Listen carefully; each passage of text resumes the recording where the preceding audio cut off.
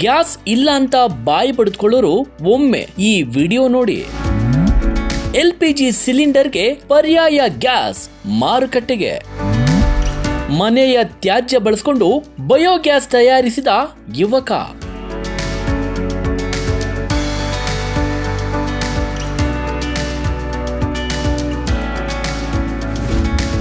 ವೀಕ್ಷಕರೇ, ಸಿಲಿಂಡರ್ ಖಾಲಿ, ಗ್ಯಾಸ್ ಇಲ್ಲ, ಸಿಲಿಂಡರ್ ಬುಕ್ ಆಗ್ತಾ ಇಲ್ಲ, ಅಯ್ಯೋ ದೇವ್ರೆ ಏನ್ ಮಾಡೋದು ಅಂತ ಆಕಾಶನೇ ತಲೆ ಮೇಲೆ ಬಿದ್ದೋರಂತೆ ಇನ್ನೇನು ಬದುಕೆ ಮುಗ್ದೋಯ್ತು ಎಂಬಂತೆ ಬಾಯಿ ಬಡಿದುಕೊಳ್ಳೋರು ಈ ವಿಡಿಯೋ ಒಮ್ಮೆ ನೋಡ್ಲೇಬೇಕು.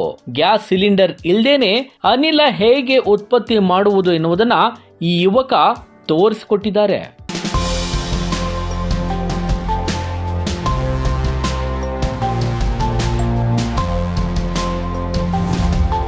ಹೌದು, IIT ಪದವೀಧರ ಆಗಿರುವ ಪ್ರಿಯದರ್ಶನ್ ಸಹಸ್ರಬುದ್ಧೆ ಅವರು ಅಭಿವೃದ್ಧಿಪಡಿಸಿದ ವಾಯು ಎಂಬ ಬಯೋಡೈಜೆಸ್ಟರ್ ಸಿಸ್ಟಮ್ ಇದು. ಇದನ್ನ ಹೇಗೆ ಉತ್ಪಾದಿಸಿದ್ರು ಅನ್ನೋದನ್ನ ನೋಡಿದ್ರೆ ನೀವು ಕೂಡ ಆಶ್ಚರ್ಯ ಪಡ್ತೀರಿ. ಅಡಿಗೆ ಮನೆಯ ತ್ಯಾಜ್ಯದಿಂದ ಅನಿಲವನ್ನ ಅಂದ್ರೆ ಬಯೋಗ್ಯಾಸ್ ಅನ್ನ ಉತ್ಪಾದಿಸುವ ಒಂದು ನವೀನ ತಂತ್ರಜ್ಞಾನ ಇದಾಗಿದೆ.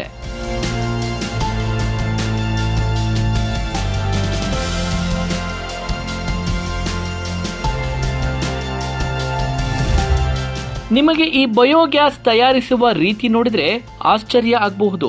ಇದು ಸಾಧ್ಯನಾ ಅಂತ ನೀವು ಉಬ್ಬೇರಿಸಬಹುದು.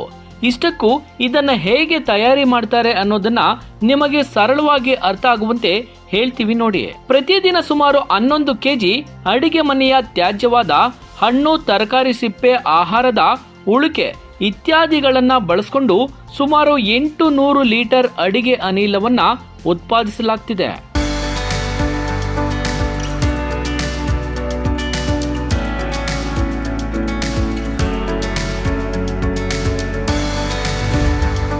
LPG ಸಿಲಿಂಡರ್ ಇಲ್ದೇನೆ ಅಡುಗೆ ಮಾಡೋದಕ್ಕೆ ಆಗೋದಿಲ್ಲ ಅಂತ ತಲೆ ಮೇಲೆ ಕೈ ಹೊತ್ತು ಕುಳಿತಿರುವ ನಿಮ್ಮಂತವರ ಮಧ್ಯೆ ಪ್ರಿಯದರ್ಶನ್ ಅವರು ಕಳೆದ 7 ವರ್ಷಗಳಿಂದ ಯಾವುದೇ LPG ಸಿಲಿಂಡರ್ ಖರೀದಿಸದೆ ಕೇವಲ ಈ ಬಯೋಡೈಜೆಸ್ಟರ್ ನಿಂದ ಬಂದ ಅನಿಲದಿಂದಲೇ ಅಡಿಗೆ ಮಾಡುತ್ತಿದ್ದಾರೆ.